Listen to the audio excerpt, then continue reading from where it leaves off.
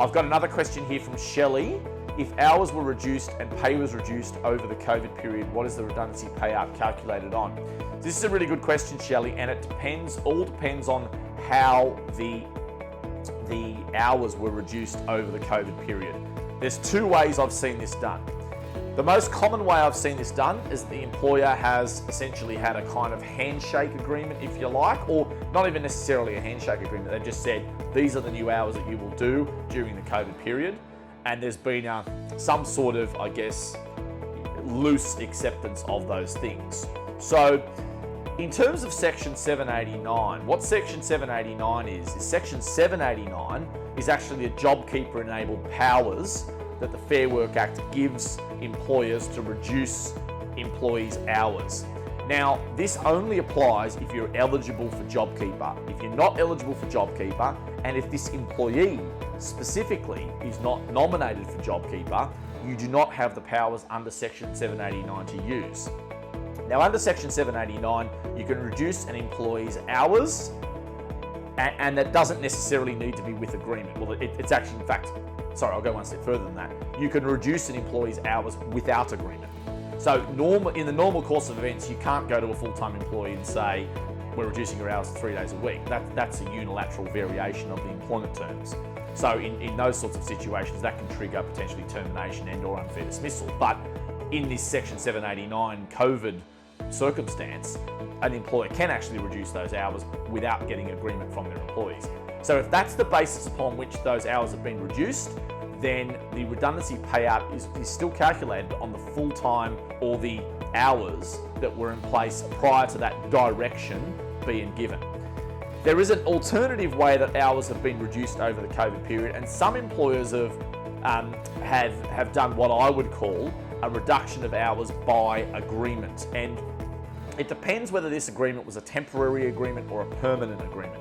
Now, sometimes if employer and employee have agreed to reduce hours temporarily, well then you would probably go with the arrangements that were in place prior to COVID in order to determine what redundancy and notice would be applicable. However, if the employer and employee agreed on a permanent change to the terms of employment or the employment status or the hours of work, then you may be entitled to use those revised hours for the purposes of calculating redundancy payments and notice. So there's no clear-cut answer on that question, Shelley. It really depends on whether it was a Section 789 direction that you will work less hours and these what the hours are, whether there was an agreement but it was a temporary agreement, or whether or not there was a permanent agreement. And I think that the only situation where you can probably go with the reduced hours is if it was a permanent agreement to reduce hours on an ongoing basis. So the employment status has changed indefinitely.